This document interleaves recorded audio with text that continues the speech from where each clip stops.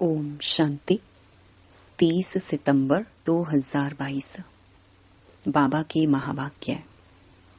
मीठे बच्चे, इस समय सभी की तकदीर बिगड़ी हुई है, क्योंकि सब पतित हैं।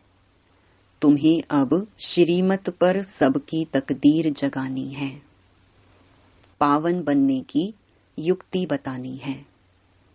प्रश्न: सबसे खराब चाल कौन सी है जिससे बहुत नुकसान होता है?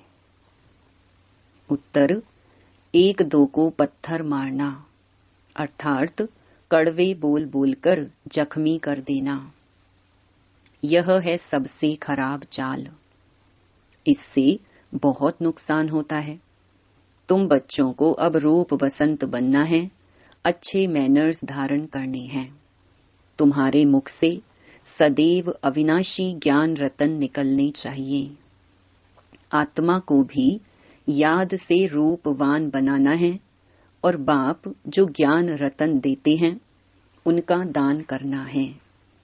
बहुत मीठे बोल बोलने हैं, कड़वे बोल बोलने वाले से किनारा कर लेना है। गीत: भोलेनाथ से निराला कोई और नहीं। ओम शांति। बाप हमेशा भोले होते हैं।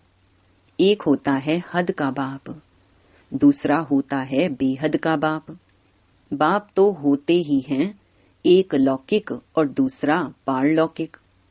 लौकिक बाप को तो सब जानते ही हैं। तुम ब्राह्मण लौकिक बाप और पारलौकिक बाप दोनों को जानते हो। लौकिक बाप भी भोले ही हैं। बच्चे पैदा कर, उनकी संभाल कर, मेहनत कर, फिर सब बच्चे को दे देते हैं।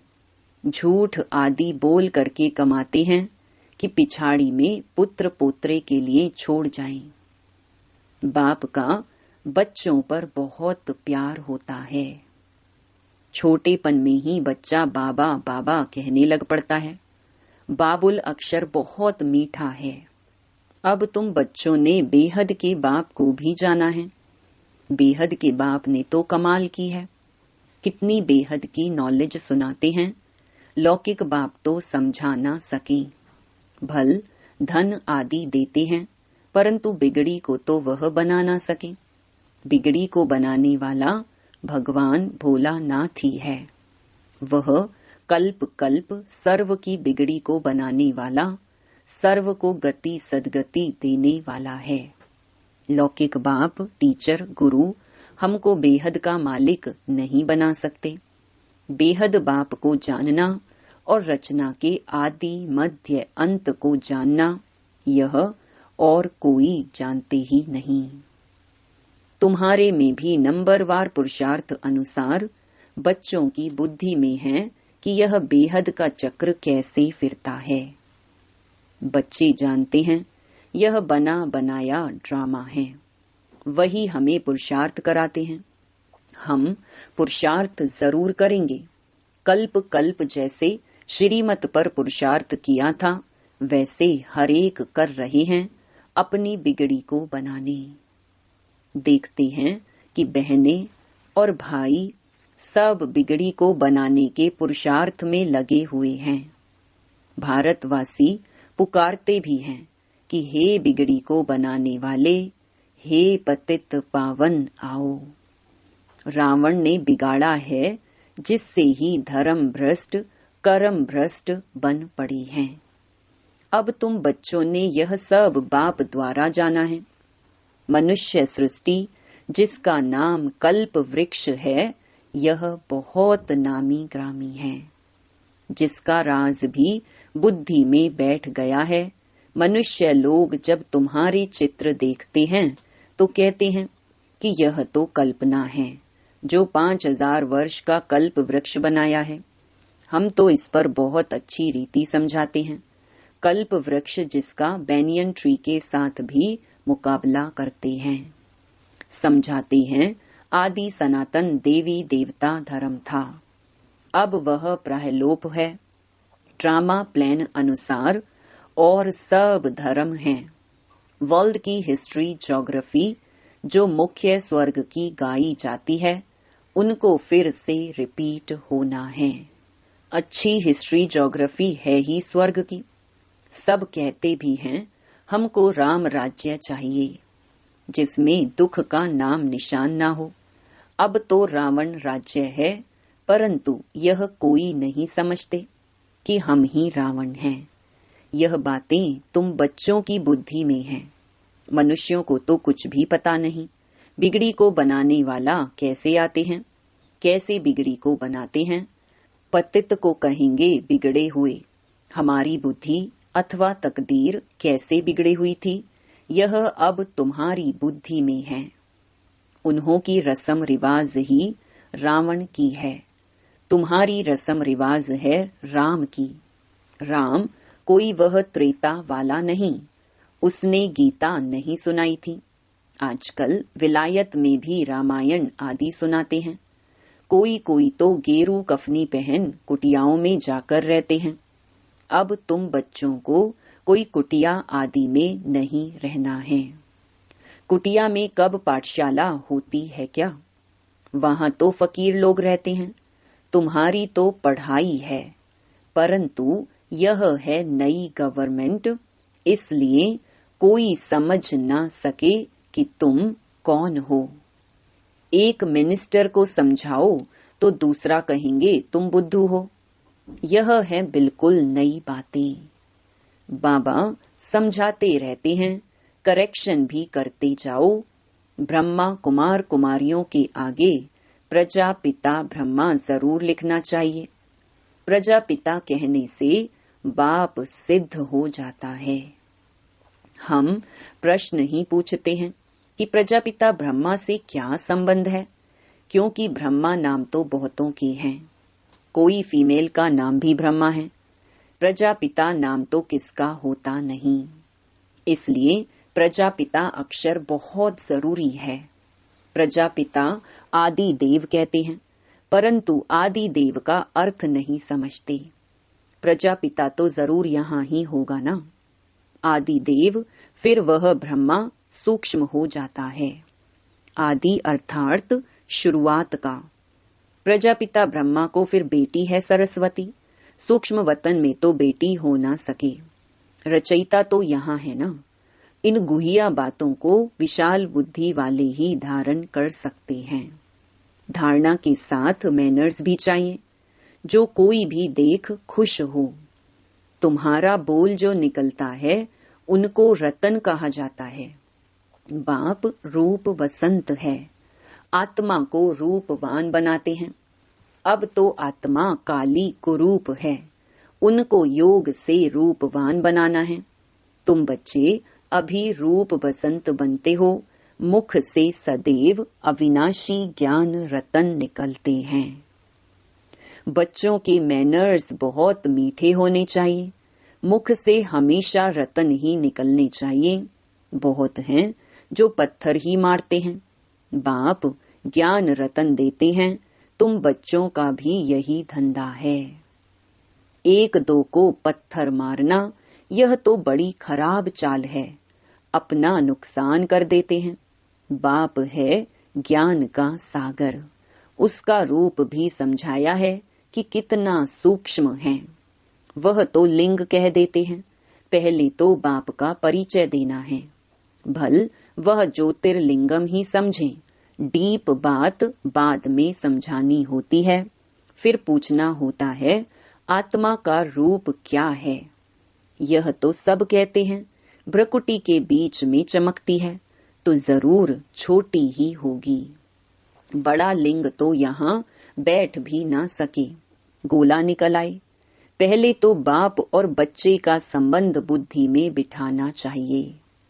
वह तो है बेहद का बाप। अब ब्रह्मा कहाँ से आता है? बाप आकर इनको एडॉप्ट करते हैं, अर्थात इनमें प्रवेश करते हैं। तुम्हारी एडॉप्शन अलग है, इनकी अलग है। बाप इसमें प्रवेश करते हैं। बाप कहते हैं यह मेरी स्त्री है, मैंने एडॉप्ट किया है, मैं इनमें प्रवेश हो कहता हूँ।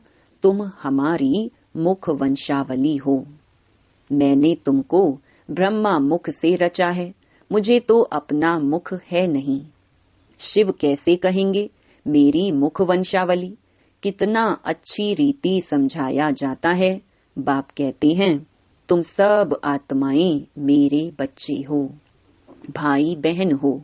बुद्धि में यह आना चाहिए, बाप स्वर्ग रचने वाला है तो हमको स्वर्ग की राजाई क्यों नहीं मिलनी चाहिए। स्वर्ग में तो सब नहीं जा सकते। बाप कहते हैं सर्व की सद्गति करता हूँ। तुम मुक्ति में जाकर फिर पाठ बजाने आते हो नंबरवार। मुक्ति सबको मिलती है, माया के दुख से सब छूट सकते हैं। फिर नंबरवार आना होगा पाठ बजाने। जीवन मुक्ति में पहले पहले तुम जाते हो, क्योंकि तुम राजयोग सीखते हो ना। जिन्होंने कल्प पहले आकर सीखा है वही आकर सीखेंगे ड्रामा अनुसार। ड्रामा सामने खड़ा है ना। अभी तो अनेक धर्म हैं। सतयुग में एक धर्म था। सूर्यवंशी चंद्रवंशी धर्म किसने स्थापन किया यह कोई नहीं जानते। तुम जानते हो परम पिता परमात्मा ही ब्राह्मण देवता क्षत्रिय धर्म स्थापन करते हैं। बिगड़ी को सुधारने वाला बरोबर एक बाप ही है। सतयुग में तो बुलाएंगे नहीं कि बिगड़ी को बनाने वाले आओ। यहाँ तकदीर बिगड़ी हुई है। राहु की दशा बैठी हुई है। ऊंचते ऊंच बृहस्पति की दशा थी, अब आकर राहु की दशा बैठी है। सारे विश्व पर राहु का ग्रहण लगा हुआ है। सारी दुनिया काली बन गई है। गोल्डन एजेड वर्ल्ड को ग्रहण लगते लगते कला कम होते होते आखिरीन आयरन एजेड वर्ल्ड बन जाता है। अब बाप कहते हैं कि दे दान तो छूटे ग्रहण। योग बल से माया रावण को जीतना है। विकारों का दान दिया जाता है तो ग्रहण छूट जाता है। हम सर्व गुण संपन्न बन जाते हैं। बेहद की बात हुई ना। अभी आत्मा में कोई कला नहीं रही है, इसलिए शरीर भी ऐसे तमो प्रधान मिलते हैं। जैसे सोने में कैरेट होती है ना, 14 कैरेट 18 कैरेट। अभी तो मनुष्यों में कोई कैरेट नहीं रही है, कुछ भी अकल नहीं है। बाप कहते हैं मैंने तुमको कितना समझदार बनाया था, तुमको स्वर्ग में भेजा था, फिर तुम 84 जन्म लेते लेते क्या बन पड़े हो। अनेक बार यह चक्र लगाया है।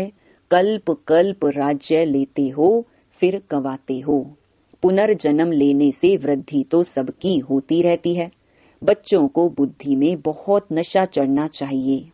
अब राजधानी स्थापन हो रही है। फूलों का बगीचा स्थापन होता है संगम पर।